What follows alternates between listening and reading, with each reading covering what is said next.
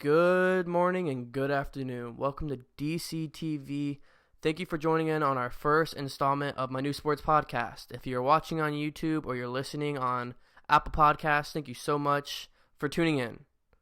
If you guys are wondering what I'm going to be doing for this my favorite podcasts, I was kind of wondering that too for quite a while. I have a whole bunch of sport topics I'm going to be getting into in my next podcast, which my calendar I'm trying to stick to right now is Tuesdays at noon and Saturdays at noon.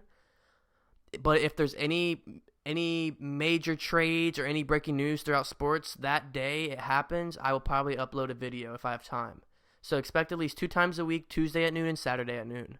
So in episode 1, I wanted to bring something that you guys could learn some stuff from me and just show my how I feel about sports and everything. So what I did was I went on my Instagram and I asked you guys, fire any questions away. Any personal questions about me, any sport-related questions, and I'm just going to answer them and just do a Q&A for this first episode. And I thought it was very intriguing. So my Apple Podcast listeners, if you want to be able to see visuals, I'm going to have you head over to my YouTube to watch this one.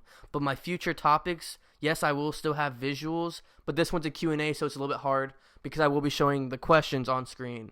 Now, before we finally get into things, if you are here for the giveaway, make sure you do the right things to get into it. So there's 3 steps. You have to subscribe, like, and comment your favorite sports team or a future video idea. So you comment, subscribe, and like those 2 things, you're automatically into this giveaway for this Visa gift card.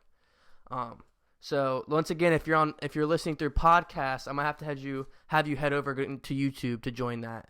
But thank you for listening anyway. You might be wondering, am I gonna be able to answer every single one of these questions?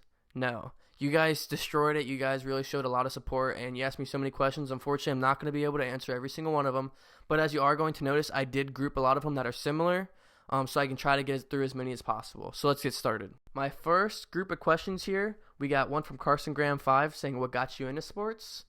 We have Insomnia Jack saying, how old were you when you found out about sports? And Donovan Cowart saying, where did your passion for sports first start? I'd probably say I first got into sports around the age of 8. I was actually training with the basketball trainer, Sherwin Anderson, former Xavier alum, and also playing Pee Wee football at the time. So I was so involved with sports, and then on my free time on Sundays, I'd go home and watch the Vikings play and watch Adrian Peterson run through people's life. Then I would go watch LeBron James define greatness, define where he's at today. So, and I got posters because they ended up becoming role models. Those posters turn into jerseys, those jerseys turn into tickets to go see him, and so on. And I call it the buy-in. And that's really where the passion for sports first came, at a very young age. So our next question right here is going to be from DJ Munez. He said, what encouraged your line of work through DCTV Sports, etc.? Great question, DJ. I'm going to have to say what encouraged me was that the fact that I'm literally a handful of weeks from graduating high school. At this point, it seems like I might be graduating from home, but nonetheless, I will be going to college in the fall of 2020 to Xavier University in hopes of getting a degree in sports broadcasting. So to start at a young age and to start building connections through Cincinnati and throughout the rest of the country would be really great for me. I love talking about sports. I have a huge passion. So, I thought might as well just start my sports podcast while, a lot of free time is going on right now. But most importantly, I wanted everyone to realize DCTV is a place where you can come watch on YouTube or listen on Apple Podcasts. You can relax, enjoy, and interact, most importantly. I'm going to be able to get in contact with every single person who comments on this, wants me to do a video, or wants me to do this or that. You're really going to have a lot of interaction with me here, and that's, a big reason. Everyone should be comfortable here at DCTV.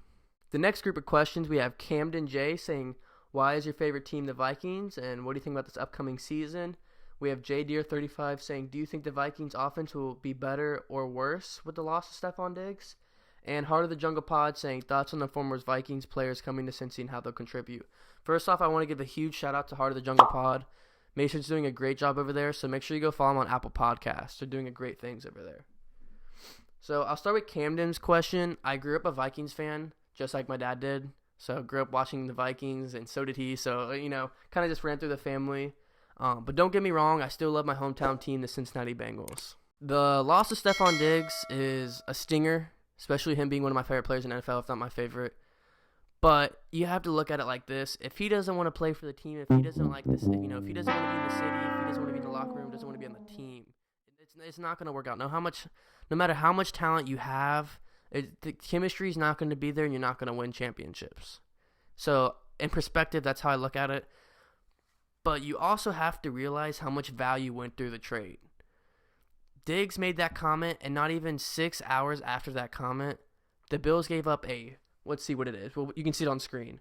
A first, fifth, and sixth for this year's draft, and then a fourth in 2021. So yeah, that's a lot of value. Now, I'm pretty sure Jay Deere said, what do you think about the trade? Like, who won? I can't really give a winner. It's going to be a year, 2 years, 3 years. It's going to be many years down the road until you can see, who really won the trade. Diggs can go and win the receiving crown. We can go draft 3 superstars. You really never know who won the trade until years later. But I think it worked out for both sides. Both teams got a lot of value and got what they want. So I think it was a good trade for both teams. So finishing on the last question, Heart of the Jungle Pod. Personally, I think the Vikings are going to flourish in this system. You go back to when Zimmer was the defensive coordinator from 08 to 13 in Cincinnati. So I think it's going to work out really well for them. They're going to get a good amount of playing time. They're going to see the field a lot. I think they'll do great. And if there wasn't a better team, I would hope that they would go to the Bengals or stay with the Vikings. So I'm happy I'm still going to be able to watch them on Sundays. Next up, we have Louis Trico 1187. Do you think Phillip Rivers would take the Colts to the playoffs this year? Great question. This one was very intriguing with me. I looked at it in a few ways. I'll start with Phillip Rivers. He's a 38-year-old veteran who sits in the pocket a lot. I mean, a lot. Sits back there all day. Okay, we're going to need an offensive line. Well, their offensive line is about a top 3 offensive line, if not the best in the NFL. So that's going to help. I pulled a stat from the rushing. So they rushed 5th in the NFL with 133 yards per game per teamrankings.com. So they rushed really effective last year. Good offensive line. And then I like their defense. Their defense is about middle of the pack, but they really have some young guys on there in that linebacker crew that is starving for some action. So I think that team definitely has some firepower, and that offense is probably going to put up a lot of points if I had to assume. Next up, I looked at their division.